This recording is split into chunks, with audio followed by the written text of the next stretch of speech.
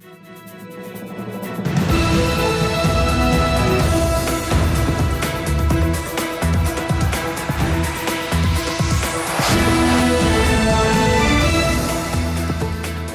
good evening. This is TV7 Israel News, broadcast to you from Jerusalem. And in today's top stories, Israeli Prime Minister Beniamin Netanyahu voices skepticism over the capacity to grant Palestinian statehood while ensuring Israel's national security interests.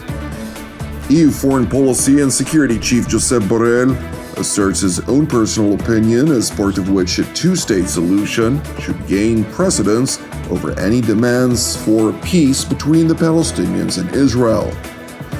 Iran pledges to strike Israel after unidentified aircraft killed 5 RGC operatives in the Syrian capital Damascus.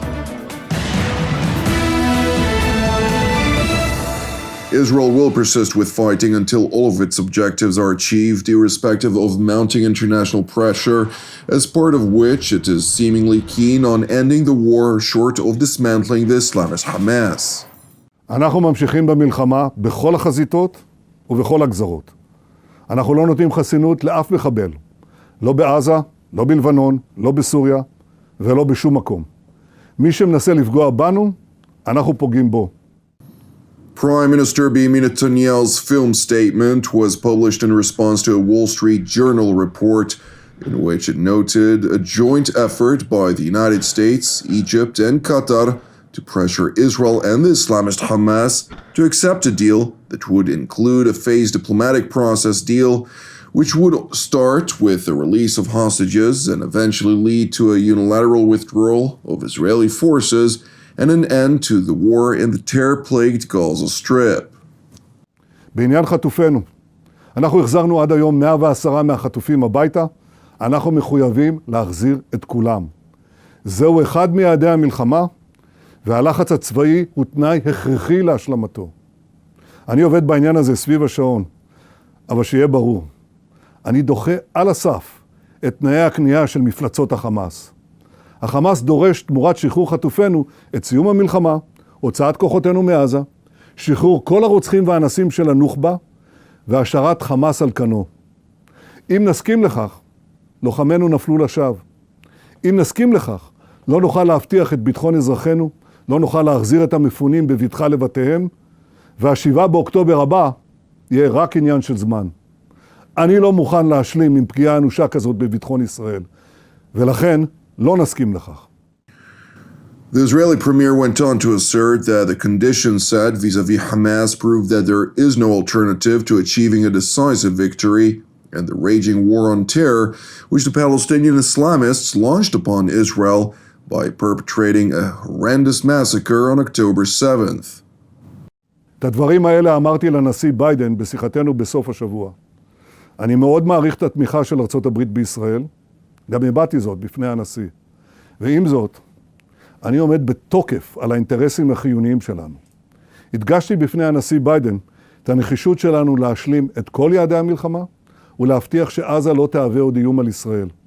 ולכן אני עומד על כך, שאחרי שנשיג את הניצחון המוחלט, אחרי שנחסל את החמאס, לא יהיה בעזה שום גורם שמממן טרור, מחנך לטרור או משלח טרור.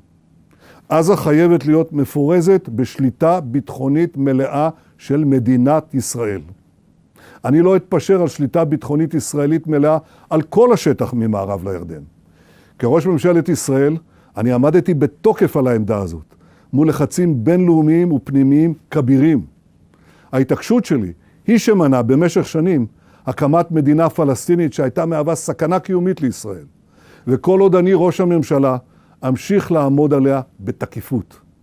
אם למישהו יש עמדה אחרת, שיגלה מנהיגות ויגיד את עמדתו ביושר לאזרחי ישראל.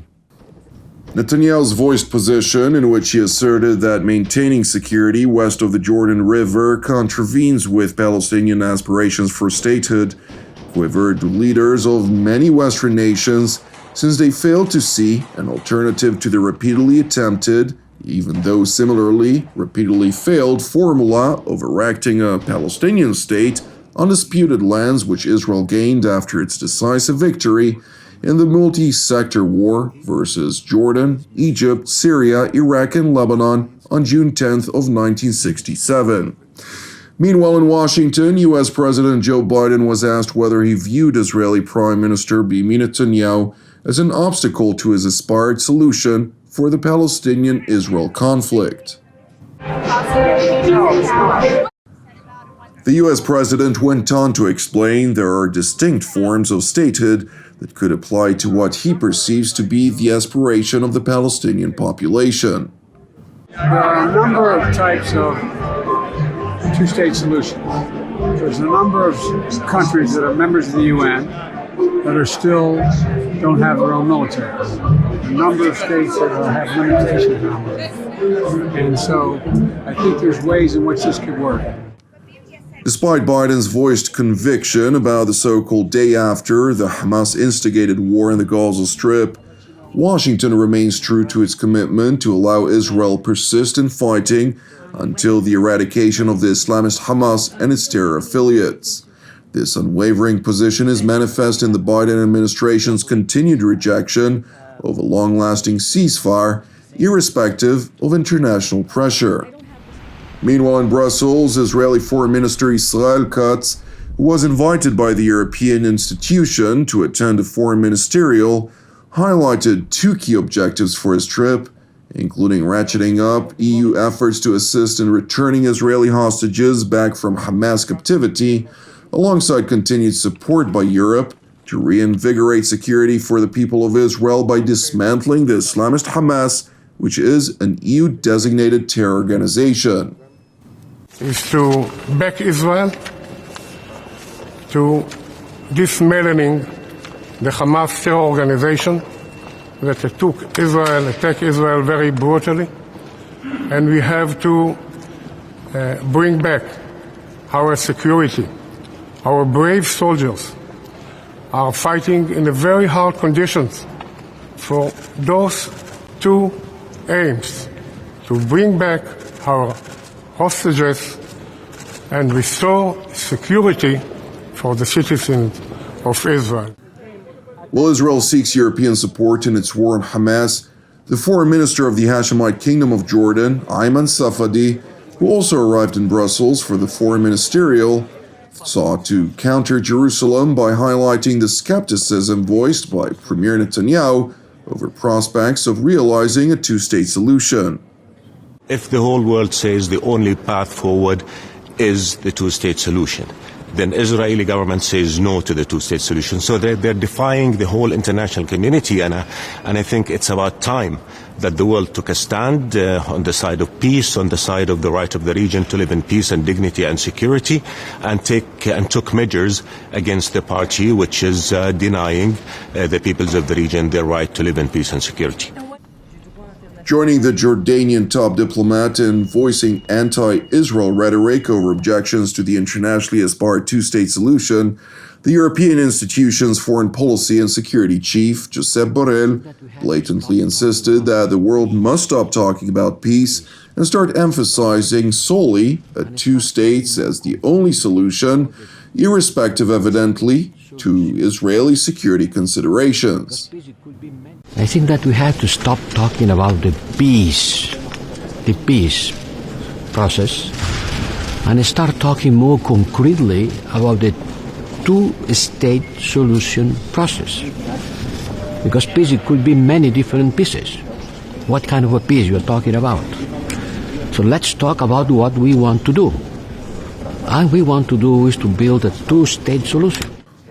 Borrell went on to acknowledge that his position is detached from the majority of European nations which do aspire to see on the one hand a two-state solution, however, contingent upon a formula that will guarantee security for the State of Israel. Meanwhile, in Iran, President Ibrahim Raisi vowed to punish Israel after unidentified aircraft launched salvos of missiles toward the Syrian capital Damascus, effectively killing 5 senior operatives of the Islamic Revolutionary Guards Corps Quds Force, including the chief intelligence officer, who was in charge of coordinating activities with Tehran's proxies in Syria. In spite of Tehran's allegations, the IDF spokesman's unit did not confirm or deny its alleged responsibility in response to TV7's request for comment. Meanwhile, hundreds of Iranian Ayatollah regime supporters took part in the funeral of the 5 RGC terror operatives, during the course of which they called on the mullahs in Tehran to exact revenge. مهمترین و بهترین پاسخی که میتونه بده همین که با این به زودی و یک انتقام سخت برخورد بکنه و مهمتر از همه این که پایگاه‌هاشون رو تو منطقه از بین ببره.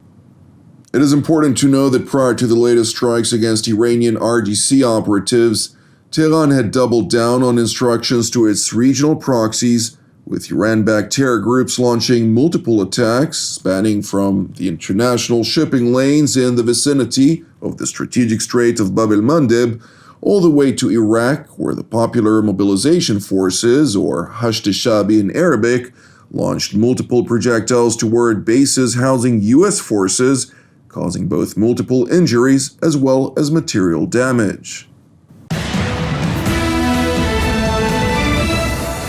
Thank you for watching TV7 Israel News. I'd like to encourage you, keep praying for the peace of Jerusalem as well as the salvation of Israel. I'm Jonathan Essen wishing you a Shavua Tov Mevorach, and God willing, we'll see you during our upcoming TV7 Israel updates. Until then, Shalom from Jerusalem.